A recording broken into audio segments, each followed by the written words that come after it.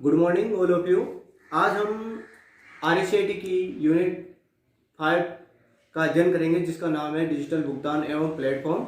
आज हम इसी डिजिटल भुगतान में हम सभी ऑनलाइन ऐप्स के बारे में पढ़ाई करेंगे कि कौन कौन सी ऑनलाइन ऐप्स होती है जो आप मोबाइल बैंकिंग को यूज कर सकते हो उसके द्वारा। तो हम सबसे पहले आपको एक और बात बता देते हैं कि अब ये जो लॉकडाउन चल रहा है उसी लॉकडाउन में अपने राजस्थान सरकार ने निश्चय किया कि जो RSAT करने वाले हैं वो ऑनलाइन RSAT कर सकते हैं। उसके लिए आपको अपने डॉक्यूमेंट्स हमें व्हाट्सएप के द्वारा, आप फेसबुक के द्वारा हमें सेंड कर सकते हैं। उसके अलावा आप अपनी जो फीस है RSAT की वो हमें डायरेक्ट ऑनलाइन ट्रांसफ़र करके भी दे सकते हो। आप उसके लिए 2 इंस्टॉलमेंट भी बना के सेंड कर सकते हो अपनी अकॉर्डिंग। अब हम बात करेंगे आज के लिए कि आज जो डिजिटल भुगतान प्लेटफॉर्म है उसके बारे में। इसमें सभी ऑनलाइन ऐप्स के बारे में बताया गया है, कौन कौन सी ऑनलाइन ऐप्स हैं जो सरकार के द्वारा डायरेक्ट जुड़ी हुई हैं, और कई ऐप्स ऐसी होती हैं जो आप अपने अकॉर्डिंग इसमें इंस्टॉल कर सकते हो अपने मोबाइल में। तो उसके बारे में हम इस यूनिट में अध्ययन करेंगे। पेज नंबर 60 पर ये यूनिट स्टार्ट हो रहा है। तो सबसे पहले हम बात करते हैं डिजिटल पेमेंट्स एंड प्लेटफॉर्म। सबसे पहले हम ऑनलाइन बैंकिंग के बारे में बात करेंगे। ऑनलाइन बैंकिंग जो होती है उसे आप फाइनेंशियल ट्रांजैक्शन कर सकते हैं। इसी बैंकिंग को वर्चुअल बैंकिंग भी कहते हैं। और अब हम बात करते हैं इंटरनेट बैंकिंग के बारे में। इंटरनेट बैंकिंग नेट बैंकिंग के नाम से भी जानी जाती है, ई बैंकिंग के नाम से भी जानी जाती है और वर्चुअल बैंकिंग के नाम से भी जानी जाती है। आप इस चीज़ को अंडरलाइन कर लें, यहाँ पे इस लाइन से अंडरलाइन करें कि ये इंटरनेट बैंकिंग, नेट बैंकिंग, ई बैंकिंग और वर्चुअल बैंकिंग के नाम से भी जानी जाती है। उसके अलावा ये क्वेश्चन RSAT में कई बार पूछा गया है। इसमें यह पूछा जाता है कि इंटरनेट बैंकिंग का उपयोग करने के लिए ग्राहक वित्तीय संस्थान के साथ पंजीकरण कर क्रेडेंशियल प्राप्त करने होते हैं। तो यानी कहने का मतलब है इंटरनेट बैंकिंग के लिए किन किन चीज़ों की आवश्यकता होती है। तो आपको याद रखना है कि इंटरनेट बैंकिंग के लिए यूज़र ID, यूज़र का नेम और पासवर्ड इम्पोर्टेंट्स होते हैं। इसके अलावा हम बात करते हैं जब आप अपना ऑनलाइन अकाउंट क्रिएट करोगे तो उस टाइम आपके पास OTP पूछा जाता है। तो कभी कभार OTP की फुल फॉर्म भी पूछी जाती है आपसे RSAT में। तो आप इसी पे अंडरलाइन कर लीजिए, OTP वन टाइम पासवर्ड जो होता है इसके द्वारा हम अपना अकाउंट क्रिएट कर सकते हैं। अब आगे बात करते हैं ऑनलाइन बैंकिंग के लाभ के बारे में। आप ऑनलाइन बैंकिंग को 24/7 और कभी भी यूज कर सकते हैं। इसके अलावा ट्रांजैक्शन पर कम लागत और सामान्य लागत में कटौती भी होती है। कम समय की लागत होती है, इसमें बहुत सुरक्षित भी होता है, परंतु पैसे तुरंत एक स्थान से दूसरे स्थान पर अपन ट्रांसफ़र भी कर सकते हैं और घर पर बैठे बैठे अपने यूटिलिटी बिल भी भर सकते हैं और कहीं सर्विस का प्रॉफिट भी ले सकते हैं। अब बात करते हैं ऑनलाइन बैंकिंग के माध्यम से सेवाएं। हम ऑनलाइन बैंकिंग से क्या क्या कर सकते हैं। देखिए, आप इसमें रीडिंग जरूर करना एक बार। आधार प्रमाण, देखो आधार ऑथेंटिकेशन करवा सकते हैं हम, बैलेंस के बारे में पता लगा सकते हैं और अपना स्टेटमेंट पता लगा सकते हैं। उसके अलावा आप अपने खाते से पैसे ट्रांसफ़र कर सकते हैं, फिक्स्ड डिपॉजिट व अन्य इन्वेस्टमेंट कर सकते हैं। उसके अलावा यूटिलिटी बिल जैसे बिल, टेलीफोन का बिल, मोबाइल का बिल, क्रेडिट कार्ड आदि का भुगतान भी कर सकते हैं। डिमांडेड ड्राफ्ट, चेकबुक, भुगतान को रोकना, डेबिट कार्ड, क्रेडिट कार्ड को ब्लॉक करना, अनब्लॉक करना, ये सभी आपको सुविधाएं ऑनलाइन बैंकिंग के द्वारा मिलती है। अब बात करते हैं, फिर देखिए आप लास्ट इसका टॉपिक, इसमें टॉपिक का लास्ट पॉइंट है डेबिट कार्ड का पिन रीजनरेशन भी रिक्वेस्ट के रूप में भेज सकते हैं। अब हम बात करते हैं खाता खोलने की प्रक्रिया। सबसे पहले आपको याद रखना है कि जनधन खाता जो है ये क्वेश्चन बनता है जनधन खाते से। तो आप यहाँ अंडरलाइन करें कि प्रधानमंत्री जनधन खाता भारत में 2014 से शुरुआत की गई है। तो स्पेशली आपको याद रखना है जनधन खाते की शुरुआत भारत में कब की गई? अगस्त 2014 से शुरू की गई है। तो आपको ये याद रखना है जनधन खाते के बारे में। अब हम पीछे चलते हैं, इसमें भामाशाह सक्षम बैंक खाता, इसमें भी कभी कभार क्वेश्चन आ जाता है कि भामाशाह सक्षम बैंक खाता सबसे पहले कहाँ स्टार्ट हुआ था। तो आपको याद रखना है कि ये सबसे पहले राजस्थान स्टेट से स्टार्ट हुआ और ये जो योजना चली सबसे पहले ये 2008 में स्टार्ट हुई। इसके बाद में हम बात करते हैं आगे, भामाशाह योजना के अंतर्गत परिवार के सभी सदस्यों को जोड़ा जा सकता है और वे सभी इस योजना का लाभ ले सकते हैं। आप जानते हो भामाशाह योजना के लाभ, इससे अपने घर में जो लेडीज़ हैं सबसे बड़े उनके नाम से ये अकाउंट क्रिएट होता है। फिर आगे बात करते हैं ऑनलाइन डिजिटल भुगतान की पद्धतियाँ एवं प्लेटफॉर्म। हम ऑनलाइन जो भुगतान पद्धतियाँ हैं वो डिजिटल डेबिट कार्ड के द्वारा, क्रेडिट कार्ड के द्वारा, नेट बैंकिंग के द्वारा, मोबाइल वॉलेट के द्वारा और अन्य पेमेंट मोड के द्वारा भी कर सकते हैं। तो आप अंडरलाइन कर लीजिए, डिजिटल भुगतान debit card, credit card, net banking and mobile wallet and other payment mode के माध्यम से कर सकते हैं। इसके अलावा आप याद रखना है कि ऑनलाइन डिजिटल भुगतान पद्धतियाँ ये हो गई।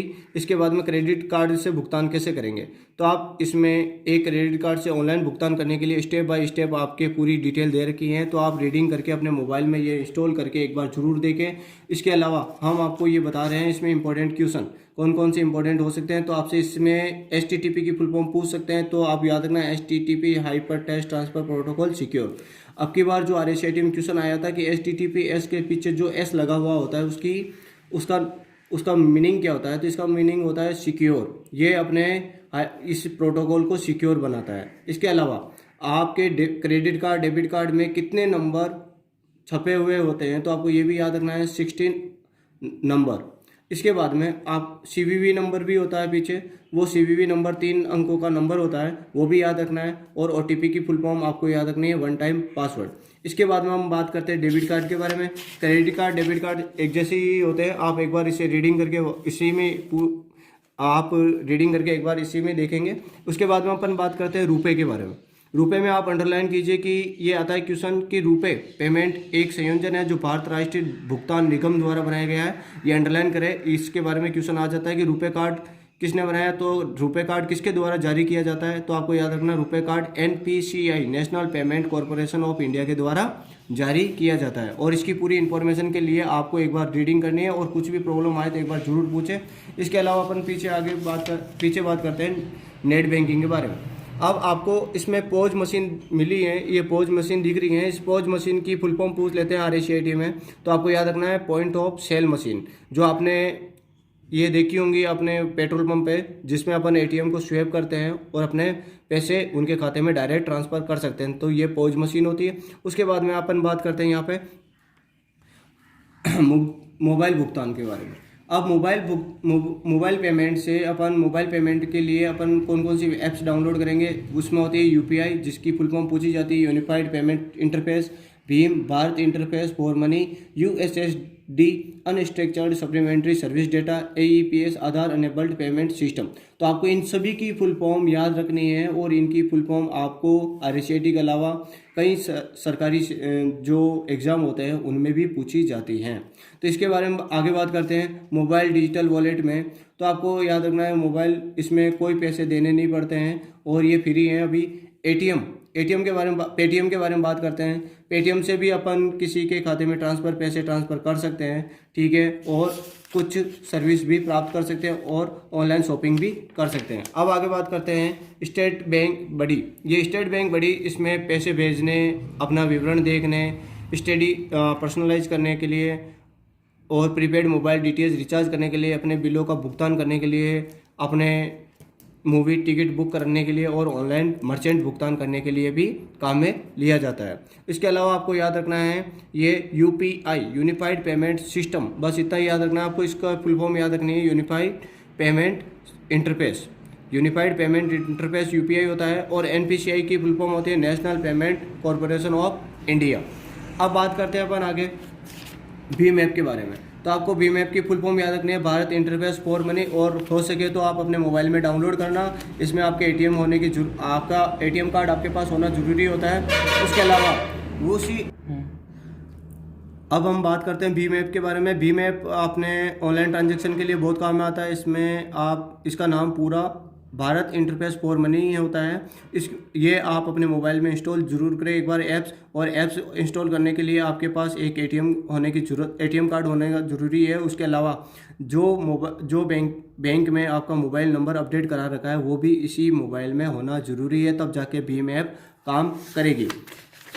अब हम बात करते हैं USSD की। आप USSD से भी याद रखना है अनस्ट्रक्चर्ड सप्लीमेंट्री सर्विस डेटा, ये भी आपको फुल फॉर्म याद रखनी है, अनस्ट्रक्चर्ड सप्लीमेंट्री सर्विस डेटा। इस यूनिट से आपको फुल फॉर्म पूछी जाती है हर बार, वैसे फुल फॉर्म ही आती है इस यूनिट से।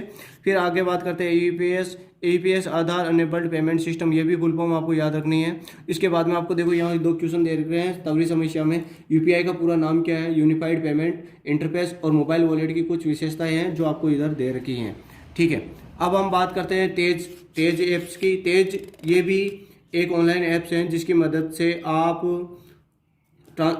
पैसे ट्रांसफ़र कर सकते हैं और ये कई लैंग्वेजों में मिलता है। अब हम पूरा यूनिट कंप्लीट होने के बाद में हम इनके वैकल्पिक प्रश्नों के बारे में अध्ययन करेंगे, जिसमें सबसे पहले क्वेश्चन आया PMGDY प्रधानमंत्री जनधन योजना खाते को खोलने के लिए कितनी न्यूनतम राशि की आवश्यकता होती है। तो आपको याद रखना है इसमें 0 राशि की आवश्यकता होती है। ठीक है, फिर निम्न में से कौन सा ऑनलाइन बैंकिंग का एक फ़ायदा है, यह है देखो समय बचत, लागत बचत और खाते की सुरक्षा, ये सभी हैं, लेकिन हमको ढूंढना है कि नहीं है, कौन सा फ़ायदा नहीं है। तो उपयोग करने के लिए इंटरनेट कनेक्शन की आवश्यकता होती है, यही अपन को घाटा है, क्योंकि अपन जब भी ऑनलाइन बैंकिंग चलाएंगे तो हमारे पास इंटरनेट होना ज़रूरी है। और ठीक है, अब आगे बात करते हैं निम्न में से कौन सा क्रेडिट कार्ड की एक विशेषता नहीं है।